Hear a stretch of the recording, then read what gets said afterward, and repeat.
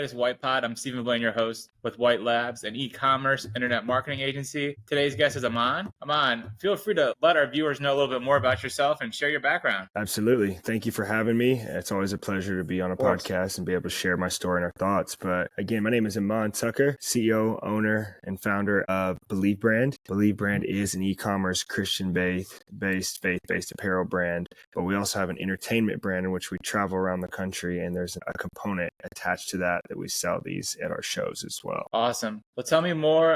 Tell me more about the brand, and then go into your products if you have some. Go ahead. Yeah, sure. So my background is really I started off as a tech entrepreneur before I ever got into retail. And so that was when I really learned of the power of e-commerce and selling things online. But then in that same journey, in that same story, I also decided that I wanted to start traveling the country as a DJ. And when I did that, I would make custom t-shirts, just very commodity-based t-shirts that I would wear at my shows. And because of the Christian symbolic or faith symbolic icon of it, there was a lot of vetting the market and validating our product before I ever actually started making them to sell. So long story short, people started asking for them when we would do these shows.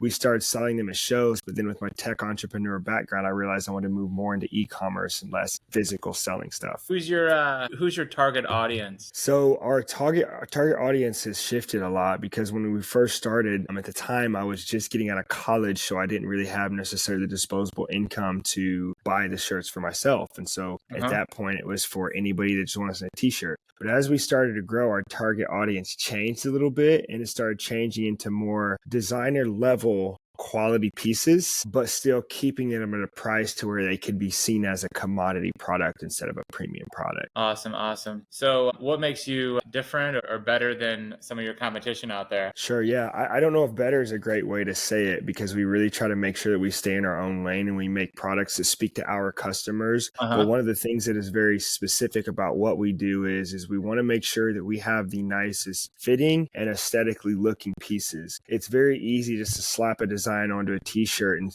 charge $30 for it, but then after 3 washes, nobody really wants that shirt. But with our products, we say, hey, if we are going to represent our faith in excellence, not just in our character, we also want to do it in our product as well. So it got down to the point of being very specific with our size charts, our materials, our prints, things that if you put one of our products in your closet, regardless of where you're at with style or fashion, your style will then be elevated. And I'm not sure if a lot of other faith-based brands on e-commerce have that same perspective. Awesome. So obviously a lot of our listeners are entrepreneurs. What are some challenges that you face and how'd you overcome them? Great question. I think a big challenge a lot of people face is understanding how to finance inventory. And what I see a lot of new entrepreneurs do is they dump a ton of money into a product that speaks to them, but it doesn't necessarily speak to their customer. And so I always ask, before you ever start spending money on a product, you have to ask yourself, what problem is your product solving? And so when we started designing pieces, even if it's just retail, whatever it is, retail is kind of hard, but with other places, whether it be maybe a dog leash or a chair or something, what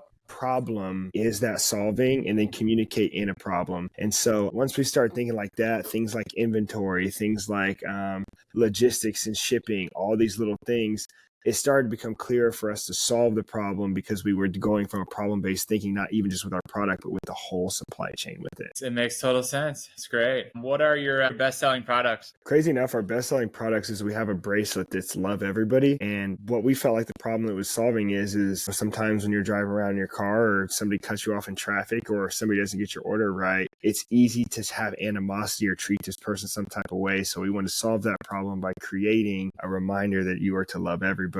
And then we also have a shirt. It's a oversized dual side seam shirt with very quality cotton that says Child of God on the back. And it's kind of crazy that our simple designs with this very clear, simple messages always seem to be our best sellers as opposed to some of our you said child. It says Child of God. It says Child of God on the back. Okay. And where I went from that was just to say that it's crazy that some of our simple designs and simple phrases tend to be the best selling products as opposed to some of our abstract stuff. stuff. Awesome. Awesome. How long have you had the store up online? The store has been up since June 23rd, so this Wow, is okay. year going into year 6 now. You're getting up and as a veteran here. So what work can you are you in retail as well? We have been in the past, but we actually pulled our retail push because we decided that we just want to be e-commerce. We realized that where we're at, we don't have to split those profits with some of these brick and mortar stores. And so we decided not to. Makes total sense. And your website for our viewers is Believe Brand Co. Yep, you got it. So, and then if you want to talk about more about, what inspired, like you talk about some of your inspirations, what exactly talk about things besides,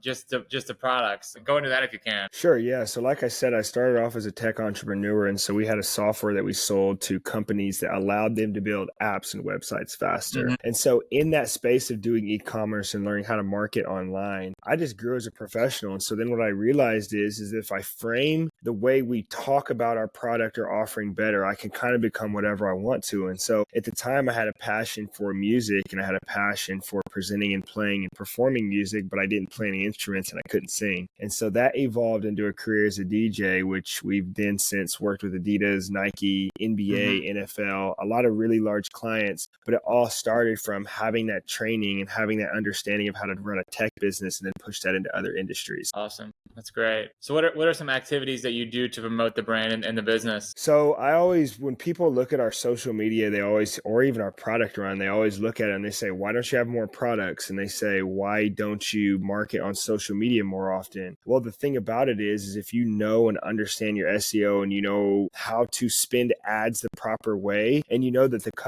what a customer journey takes to find a product, they're not going to Instagram to Google where to find Christian faith-based shirt. Chances are they're probably going to go to Google for something like that. And so we put all of our eggs and all of our energy into that when we drop new products, and we allow our products to be placed in front of people that are looking for them versus us running ads on social in the same niche in hopes that they might be interested in our product. Awesome.